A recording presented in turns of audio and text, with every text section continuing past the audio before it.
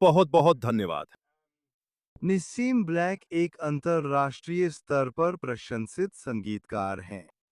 मैं एक वकील हूं और शैडो अटॉर्नी जनरल हूं। हम में से केवल एक ही है जो ऐसे लोगों से भरे हॉल को भरता है जो वास्तव में उन्हें बोलते हुए सुनना चाहते हैं।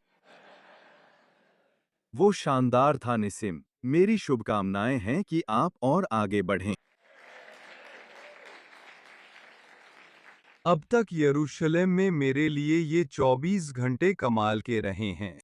कल, जैसा कि आप जानते हैं, ब्रिटेन ने एक प्रधानमंत्री का इस्तीफा देखा।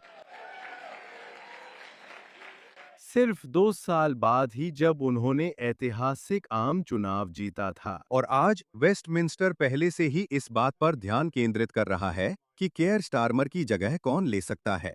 23 सालों तक इज़राइल ने ब्रिटेन को राजनीतिक स्थिरता के एक आदर्श के रूप में देखा और ब्रिटेन ने इज़राइल को उस देश के रूप में देखा जो हर कुछ महीनों में सरकार बदलता था।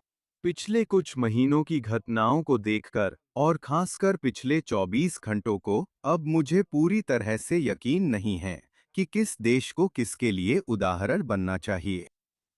लेकिन राजनीतिक अस्थिरता सबसे महत्वपूर्ण कहानी नहीं है।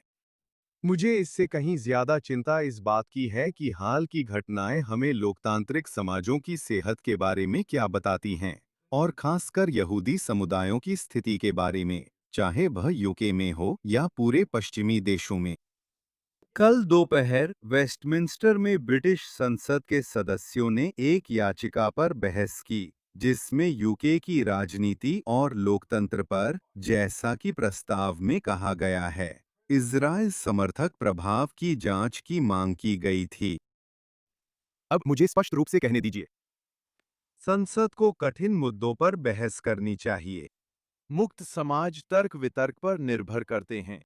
कोई भी सरकार, कोई भी संस्था और कोई भी देश आलोचना से अछूता नहीं है, और इसमें इजराइल भी शामिल है। वास्तव में वर्तमान इजरायली सरकार के बारे में सबसे तीखी आलोचना जो मैं सुनता हूं, वह मेरे तेल अवीव के पड़ोसियों से आती है, क्योंकि इजराइल में एक मजबूत, भले ही कभी-कभी अनुशासनहीन, सार्वजनिक विमर्श है। लेकिन लोकतांत्रिक समाज इस बात पर निर्भर करते हैं कि हम आलोचना और पूर्वाग्रह, जांच और संदेह, वैध जांच और साजिश के सिद्धांतों के बीच फर्क कर सकें। शैडो अटॉर्नी जनरल के रूप में मैं अपने राजनीतिक जीवन का अधिकांश समय लोकतांत्रिक समाज में कानून की भूमिका के बारे में सोचने में बिताता हूं। कानून का सबसे महत्वपूर्ण कार्यों में से एक है अंतर करना। ब्रिटेन को शत्रुतापूर्ण विदेशी हस्तक्षेप की जांच करनी चाहिए। ब्रिटेन को जासूसी की जांच करनी चाहिए। ब्रिटेन को शत्रुतापूर्ण देशों द्वारा गुप्त प्रभाव डालने वाली कार्रवाइयां की जांच करनी चाहिए। रूस, चीन और ईरान सभी हमारी राष्ट्रीय सुरक्षा के लिए वास्तविक चुनौतियां पेश करते हैं। लेकिन लोकतंत्रों को उतनी ही सावधानी बरतनी चाहिए कि वे विदेशी हस्तक्षेप को अपने ही नागरिकों की सार्वजनिक जीवन में वैध भागीदारी के साथ न मिलाएं। जब हम सामान्य राजनीतिक भागीदारी को संदेहास्पद मानते हैं, तो उन्हीं स्वतंत्रताओं को कमजोर कर देते हैं जिनकी रक्षा का दावा करते हैं। और यही वजह है और यही वजह है कि कई ब्रिटिश यहूदियों ने कल की बहस को चिंता के साथ देखा, न कि इसलिए कि वे बहस से डरते हैं, न ही इसलिए कि वे जांच का विरोध करते हैं, बल्कि इसलिए कि वे कुछ पैटर्न को पहचानते हैं।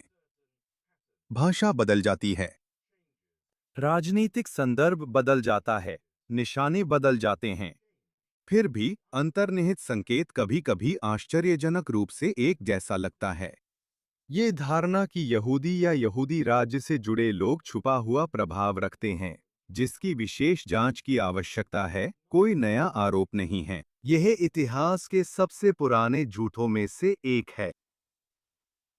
और इसलिए कई ब्रिटिश यहूदियों के लिए यह बहस एक ऐसे नैरेटिव के असहज रूप से करीब लगी, जिससे हम सभी बहुत अच्छी तरह से परिचित हैं। मैंने ये बदलाव 7 अक्टूबर के बाद ही महसूस किए।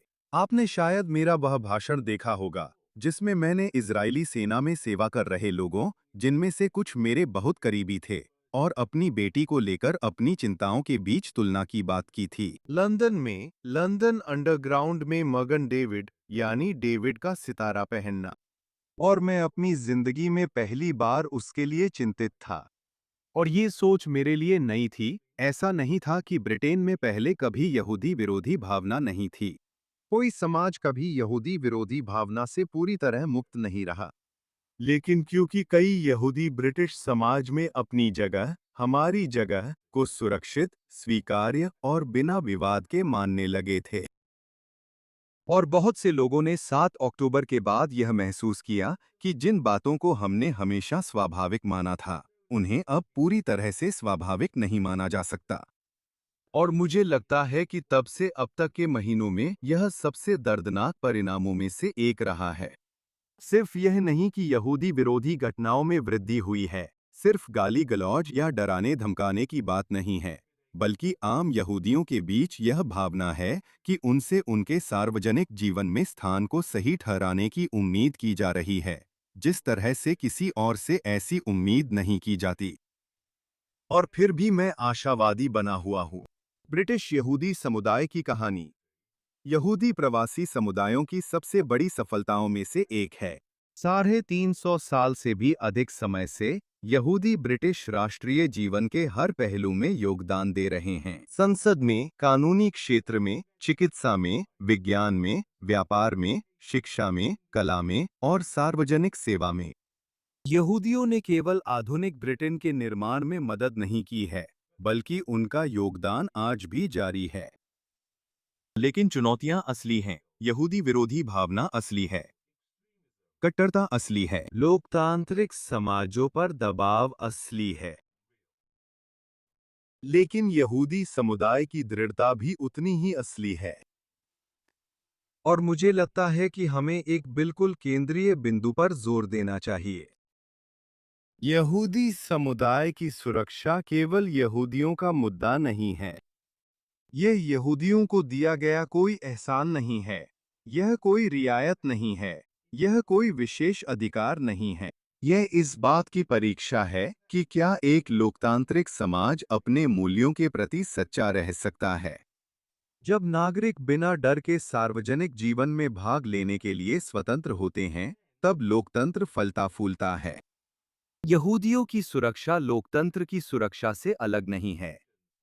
ये दोनों एक दूसरे से अलग नहीं किए जा सकते। जैसा कि रब्बी लॉर्ड सेक्स हमेशा हमें सिखाते थे, एक समाज जिसमें यहूदी विरोधी भावना पनपती है, वह समाज बीमार होता है।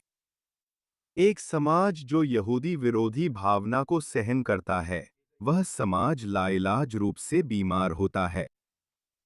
और यही वजह है कि यह सब कुछ सिर्फ यहूदी समुदाय के लिए नहीं, सिर्फ ब्रिटेन के लिए नहीं, बल्कि लोकतांत्रिक समाज के भविष्य के लिए भी मायने रखता है। निश्चित रूप से आज शाम हम यरूशलेम में हैं, जो दुनिया की वह एकमात्र जगह है जहां किसी को यह समझाने की जरूरत नहीं कि यहूदी सुरक्षा क्यों जरूरी है। लेकिन यहूदी जीवन का भविष्य सिर्फ यरूशलेम में होने वाली घटनाओं पर निर्भर नहीं रहा है।